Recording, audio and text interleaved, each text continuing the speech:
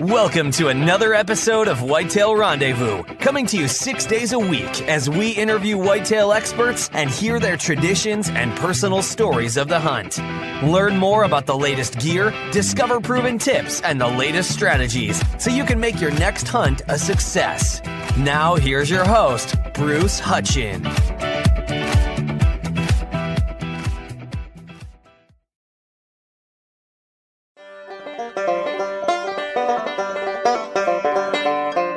Welcome to another episode of Whitetail Rendezvous, and this is a special Iowa Deer Classic. And I'm with Devon Johnk. And Devon is the operation manager and food plot specialist at Arrow Seed out there in Nebraska. Devon, welcome to the show, and tell the folks something about Arrow Seed. Well, thank you, Bruce. Glad to be here. Arrow Seed's been around for 72 years. We are a forage company. Our bulk of our business is in agriculture, but we do have a food plot line also. And a lot of that information and knowledge came from our forage side. Our ag side caters basically to cattle and everything that they eat. So we've utilized that knowledge and that experience on the food plot side, and we do have a food plot line. So, here we are a certified cleaning facility. We do have production of several different products and clean those in-house, bag those in-house, have a number of dealers in the area, both in Nebraska, but northern Kansas, southern South Dakota, eastern Colorado. And then we've got various food plot dealers around the country. So we do a little bit of everything, I guess. We like to say we do everything but corn and beans. All right. So if somebody wanted to get a hold of you and who's listening to this, what's the best way to do that? You can get a hold of us on our website, and that's arrowseed.com, ARROWSEED.com. You can give us a call at 800-622-4727 and ask for somebody in food plots, and they're going to get a hold of me. So what's so special about Iowa Deer Classic? Iowa Deer Classic draws a bunch of people, and it's really become a tradition for a lot of the people that we talk to. And that's sort of the neat thing, and something different that I see in that show from other shows is that people will come and they spend the weekend. They'll come in on Friday and they'll leave on Sunday. So you see people multiple times and you get to talk to them multiple times. They'll come back with questions on Sunday that you talked about on Friday. It's just a lot of great people.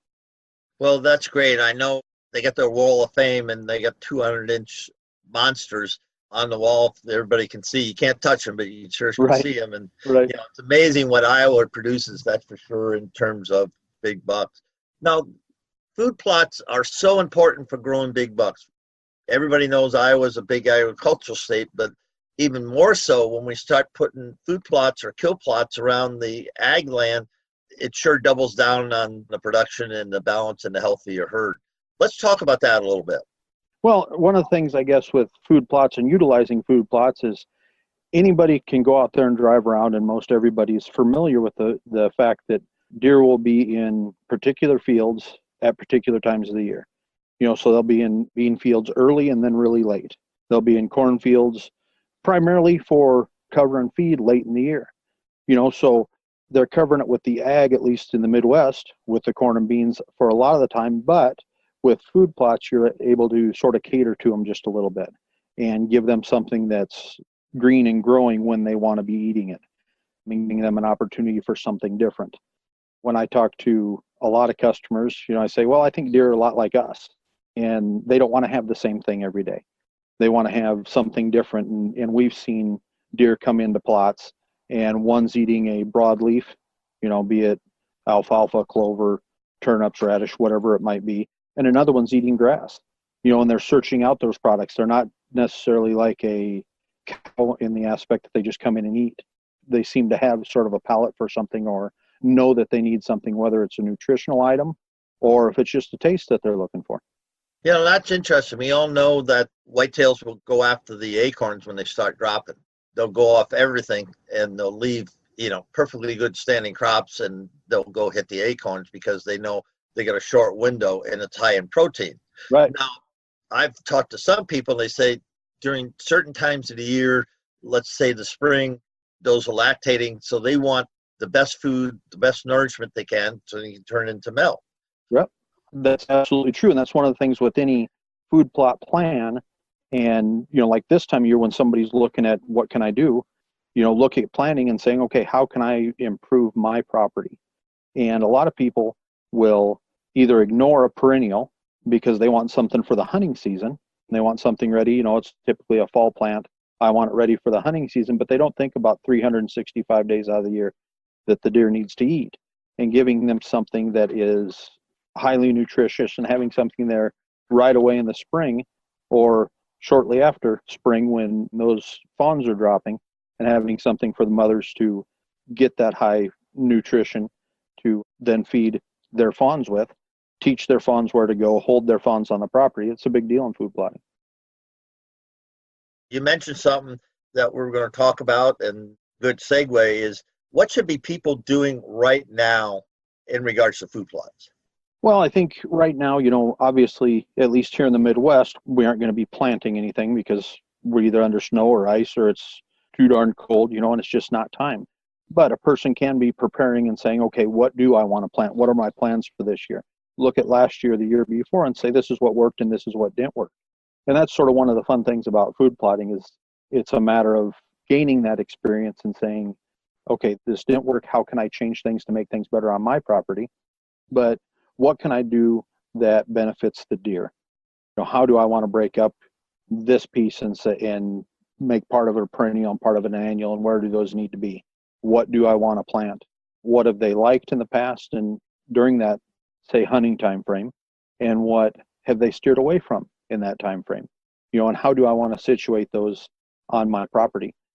A lot of times I look at it and I think about where I want plots. I want someplace that is comfortable, someplace that the deer want to be, number one. But a lot of my plots are places where the deer are staging before they go into the crop fields. So it's almost a training process of, okay, this is where we go for lunch, little one, and this is where we go for dinner. And then after dark, we'll go out here.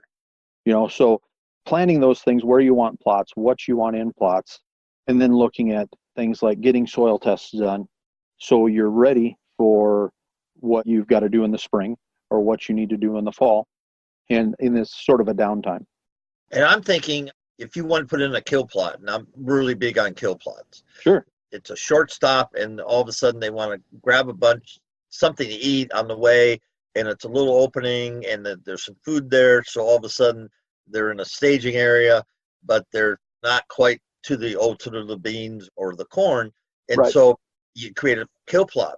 Now, I've been told, and I haven't done it because I live in Colorado, our farm's 1,000 miles away, but I've had the guys go in and clear out, and we're talking 20 by 20. It's not right. a huge area. It's just a real small area, maybe 50 by 50. So your maximum distance is going to be 20 yards out at most. Right. Sure.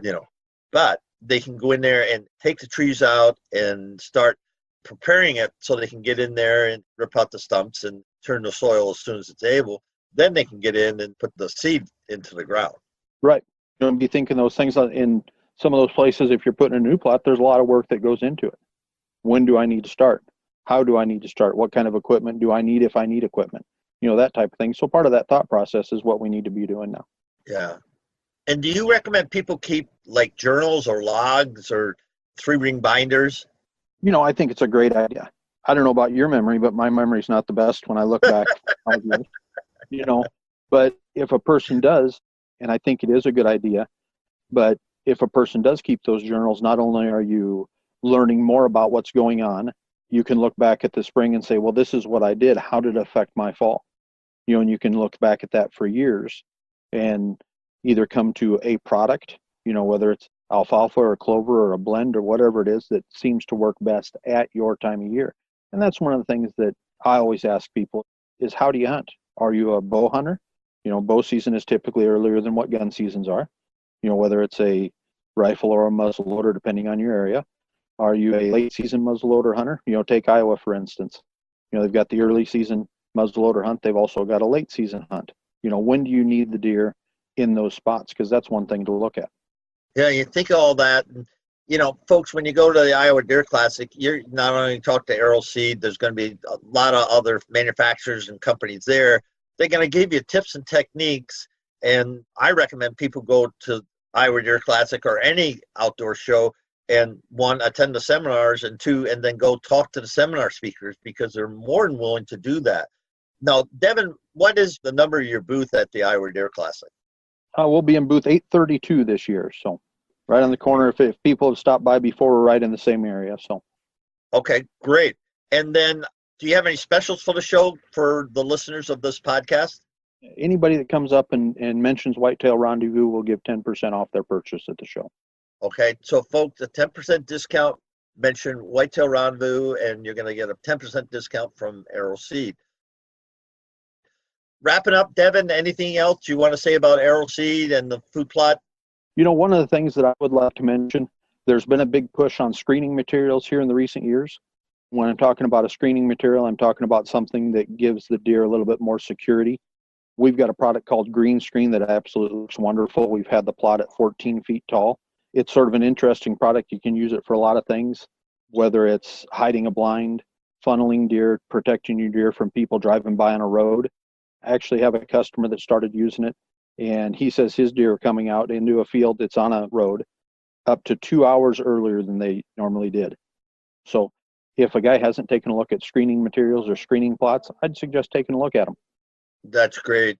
And with that, folks, we're going to end this Iowa Deer Classic promotion with Arrow Seed and Devon Johnk. Thanks, Devon. And Thank you, bro. See you soon.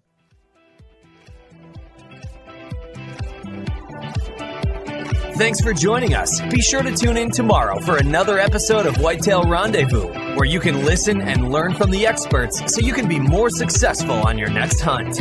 Until next time, listen, learn, and succeed.